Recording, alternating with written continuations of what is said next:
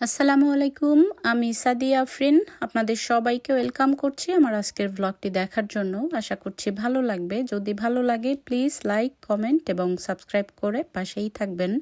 তো সকাল সকাল বাচ্চাদের স্কুলে দিয়ে আমি এবং আমার হাজব্যান্ড চলে যাচ্ছিলাম পূর্ব লন্ডনে। তো আমার হাজব্যান্ডের একটা মিটিং ছিল আর টুকটাক কাজ আছে ওখানে, আর কিছু বাজারও করতে হবে। তো সব কিছু মিলিয়ে ওয়েদারটা প্রচণ্ড রকম ভালো ছিল। এত সুন্দর একটা ওয়েদার, কিছুদিন যাবতই খুব ভালো ওয়েদার চলছে। যদিও একটু গরম গরম থাকলেও কেন যেন অতটা কষ্ট হয় না। তো এটা ছিল ইলফোর্ড লেইনে আমার হাজব্যান্ড আমাকে নামিয়ে দিয়ে সে তার মিটিংয়ে গিয়েছে, আর আমি একা একা ঘোরাফেরা করছি। ইচ্ছে ছিল অনেক দিনের যে ইলফোর্ড লেনটা তেমন একটা চিনি না, আমি ওইখানে তেমন একটা যাওয়া হয় না। তো আজকে আশাটা পূরণ হলো। তো যেহেতু একটু সকালবেলাই ছিল 10টার দিকে, তেমন কোনো দোকানপাটই এখানে খোলেনি। এরপর আমি ওখান থেকে চলে গিয়েছিলাম ইস্টহামে বাসে করে গিয়েছিলাম। বাসে করে গিয়ে একটা মার্কেট দেখতে পেলাম, এরপর আমি ওখানে নেমে গিয়েছি। এরপর মার্কেটের মধ্যে ঢুকলাম। এটাই নতুন আসা, আমি কখনো আসিনি এবং আমি এটা দেখিও নি কখনো। তো এটাতে ঘুরে ঘুরে দেখছিলাম, বিশাল বড় একটা মার্কেট ছিল এখানে। ইলফোর্ডে এক্সচেঞ্জ মার্কেট বা অন্যান্য মার্কেটগুলোর মতোই খুব বড়ই ছিল। তো প্রথমে ঢুকতেই একটা ফলের দোকান ছিল, এরপর অনেকগুলো দোকান ছিল, যেই দোকানগুলো অবশ্য এখন সকাল ছিল এজন্য খোলেনি, কয়েকটা দোকানই মাত্র খুলেছে। যেহেতু নতুন জায়গাতে এসেছি ঘুরতে বেশ ভালো লাগছিল, কিন্তু যেহেতু সকাল ছিল সকালে তেমন একটা দোকান খোলেনি। তবে পূর্ব লন্ডনে একটা জিনিস খেয়াল করেছি, দোকানগুলো একটু দেরি করে খোলে, আবার রাতেও দেরি করে বন্ধ করে। কিন্তু আমরা যে এরিয়াতে থাকি আমাদের এখানে একটু সকাল সকালই সব কিছু শুরু হয় এবং রাতে তেমন একটা দোকান খোলা পাওয়া যায় না। সন্ধ্যা 6টার মধ্যেই অনেক কিছু বন্ধ হয়ে যায় আমাদের এখানে।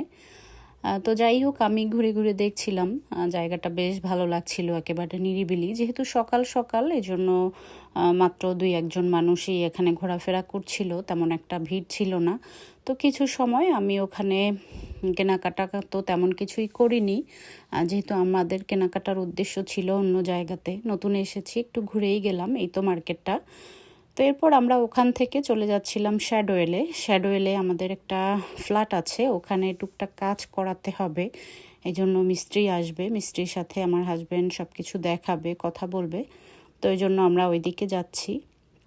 আর শ্যাডোয়েলে ওখানে ওটনি মার্কেট আছে, আরও কয়েকটা জায়গা আছে।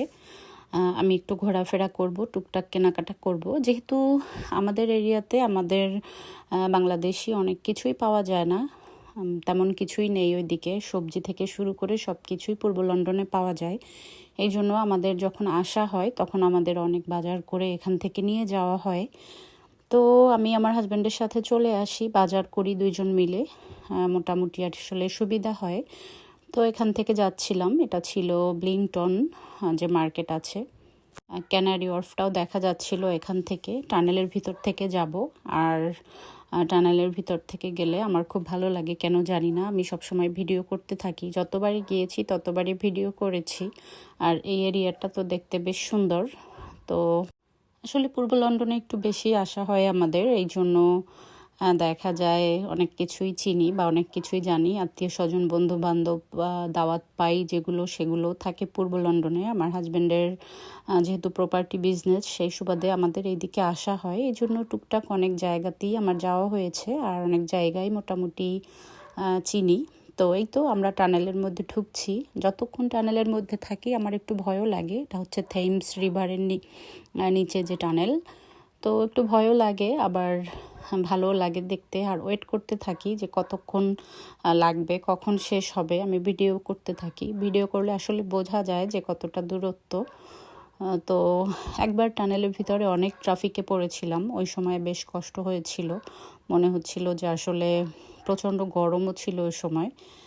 তো এরপর আর তেমন কখনো ঝামেলা হয়নি। আর রাতের বেলায় বেশ ভালো লাগে, একেবারে লাইটে সুন্দর লাগে সব কিছু দেখতে। তো এই তো আস্তে আস্তে করে গাড়ি চলছে, আমাদের সামনের গাড়িটা খুব আস্তে চলছিল, কেন জানি না। আমরাও এই জন্য খুব আস্তে আস্তে চলতে হয়েছে। তো উনি সম্ভবত নতুনই ঢুকেছে এখানে, এই জন্য মনে হচ্ছিল যে চালাচ্ছিলই না, অথবা ভয়ে ভয়ে চালাচ্ছিল, কিছু একটা সমস্যা ছিল তার। খুব আস্তে আস্তে, যতটা স্পিড এখানে ছিল তার চেয়েও খুব কমই চালাচ্ছিল।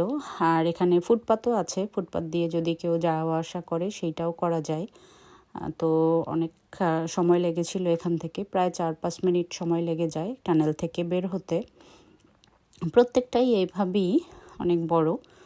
তো আমাদের যেহেতু আমরা শ্যাডোয়েলের দিকে যাচ্ছি, ইলফোর্ড ইস্টহাম এদিক থেকে হয়ে শ্যাডোয়েল বা মাইল্যান্ডে অথবা কখনো হোয়াইট চ্যাপেলে যদি আসি, আমাদের এরকম টানেল পার হয়েই আসতে হয়। টানেল পার হয়ে আসলে একটু ইজি হয়, ভিতর থেকেও আসা যায়। তো আমরা মাঝে মাঝে ভিতর থেকে চলে আসি, মাঝে মাঝে এইভাবে আসি। তো আমার তো চিন্তা আছে আমি টুকটাক বাজার করব। আর পূর্ব লন্ডনে গেলে তো দেশি মানুষগুলো দেখতে পাই, এজন্য বেশ ভালো লাগে। যদিও বা অতটা পরিচিত কেউই নেই, কিন্তু তারপরেও কেন যেন বাংলায় কথা বললে, বাংলা দেখতে, দোকানদারদের সাথে বাংলায় দামাদামি করতে, সব কিছু মিলিয়ে আসলে ভালোই লাগে। তো আস্তে আস্তে টানেল পার হয়ে আমরা একটু একটু আলোর মুখ দেখতে পাচ্ছি। এরপর আমরা বেরিয়েছি বাইরের রাস্তায়। আর যতক্ষণ পর্যন্ত ভিতরে ছিলাম ততক্ষণ পর্যন্ত তো মনে হচ্ছিল যে আমরা পানির নিচে আছি। তো এই তো আমরা প্রায় কাছাকাছি চলে এসেছি। এটা ছিল শ্যাডোয়েলে। শ্যাডোয়েলে এসে গাড়ি পার্ক করে এরপর আমাদের যে টুকটাক কাজ সেটা আর কি করব। আমি অপেক্ষা করব কতক্ষণে কাজ শেষ হয়। তো এই চলে এসেছি শ্যাডোয়েলে, আমাদের যে বিল্ডিংয়ে ফ্ল্যাট আছে ওখানে। তো আমরা মিস্ত্রি আসবে এই জন্য কিছু সময় অপেক্ষা করছিলাম। আর শ্যাডোয়েলের এখানের বিল্ডিংগুলো হচ্ছে সবগুলো একই রকমের দেখতে। শ্যাডোয়েল গার্ডেন জায়গাটার নাম। তো এখান থেকে ডিএলআর ট্রেনগুলো যায়। আমি দাঁড়িয়ে দাঁড়িয়ে দেখছিলাম। যখনই প্রথম এসেছি লন্ডনে তখন এই ট্রেনগুলো দেখতাম। তো আমার হাজব্যান্ড বলতো যে এটায় ড্রাইভার নেই। তো আমার তো শুনেই ভয় লেগেছে যে আসলে ড্রাইভার ছাড়া কিভাবে চলে। যদিও বা কখনো চিন্তা করি যে আমি যে যানবাহনটাতে আছি সেখানে ড্রাইভার নেই, এমনিই চলছে। আসলে চিন্তা করলেই ভয় লাগে। তো যেহেতু কখনো চড়া হয়নি এজন্য একটু বেশি ভয়। তো আমরা চিন্তা করেছি আমরা একদিন চড়বো, চড়ে দেখব যে অভিজ্ঞতা কেমন হয়। যেহেতু সবাই চড়ে, একবার একটা জিনিস আসলে অভ্যাস হয়ে গেলে এরপর আর সমস্যা হয় না।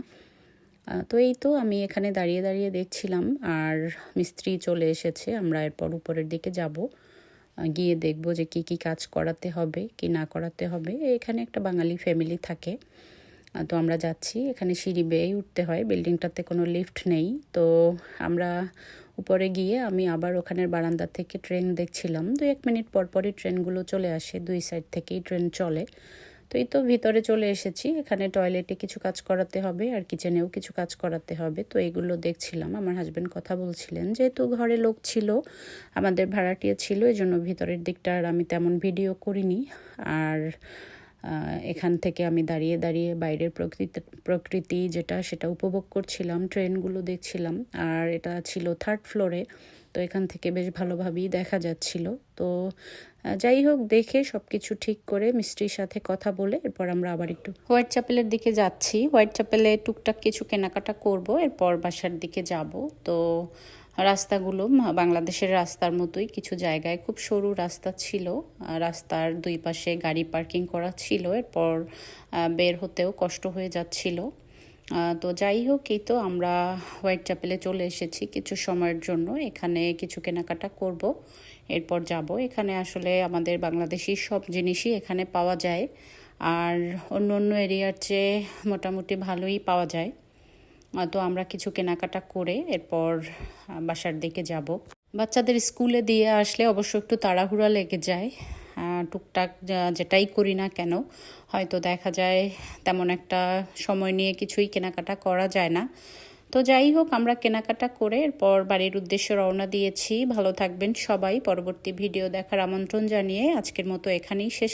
দোয়া রইল সবার জন্য। আল্লাহ হাফেজ।